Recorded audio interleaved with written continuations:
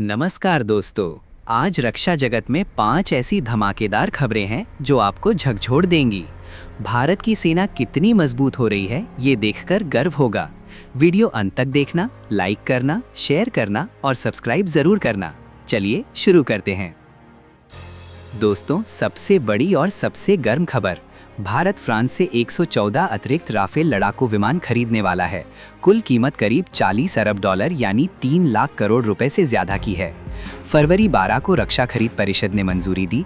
राष्ट्रपति मैक्रों के भारत दौरे के बाद 21 नए समझौते हुए। ये डील सरकारी G2G तरीके से हो रही है। 18 विमान तैयार मिलेंगे, बाकी 96 भारत में ही बनेंगे, मेक इन इंडिया।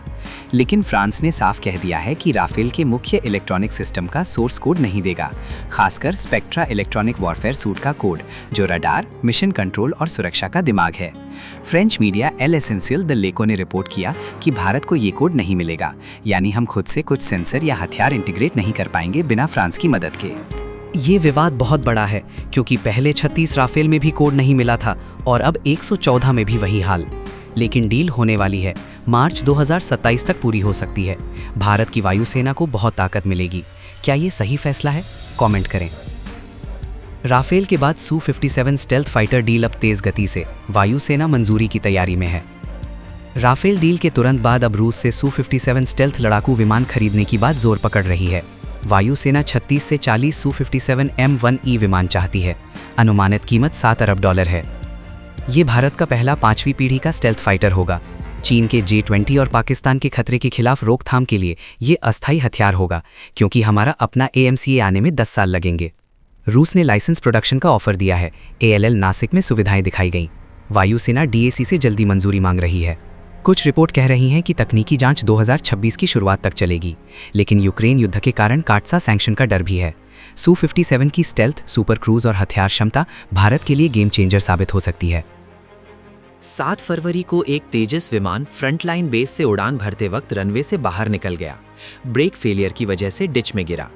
पायलट सुरक्षित बाहर निकल आए, लेकिन विमान को एयरफ्रेम में भारी नुकसान हुआ।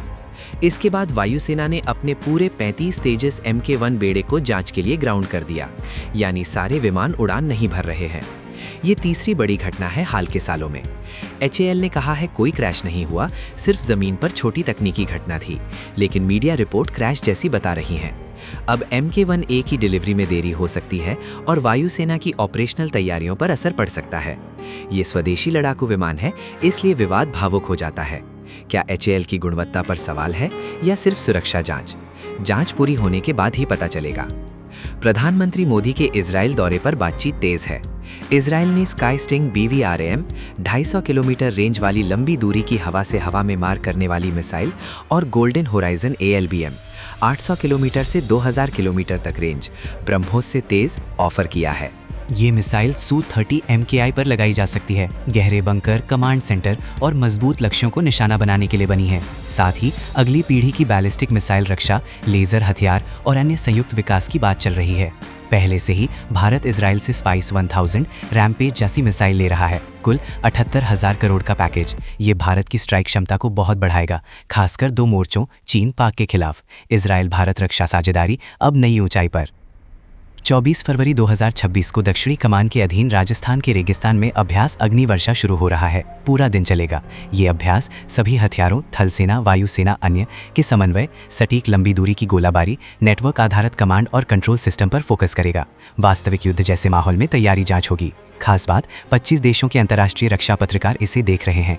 ये दिखाता है कि भारतीय थल सेना कितनी पारदर्शी और मजबूत है। साथ ही धर्मा गार्जियन भारत जापान अभ्यास भी जल्दी शुरू होने वाला है उत्तराखंड में। ये सब तकनीक, स्वदेशीकरण और राष्ट्रीय प्राथमिकताओं पर जोर दिखाते हैं। भारतीय सेना तैयार है किसी भी चुनौती के लिए। दोस्तों, ये थी आज के टॉप 5 धमाकेदार रक्षा खबरें। राफेल का ट्विस्ट, Su-57 का हाइप, तेजस का विवाद, इजराइल का ऑफर और अग्निवर्षा का शक्ति प्रदर्शन। आपको सबसे ज्यादा कौन सी खबर चौंकाने वाली लगी? कमेंट में बताओ, बहस करो। चैनल सब्सक्राइब कर लो, बेल आइकन दबाओ ताकि रोज ऐसी ब्रेकिंग न्यूज मिले। जय हिंद, जय भारत। मिलते हैं अगली वीडियो में।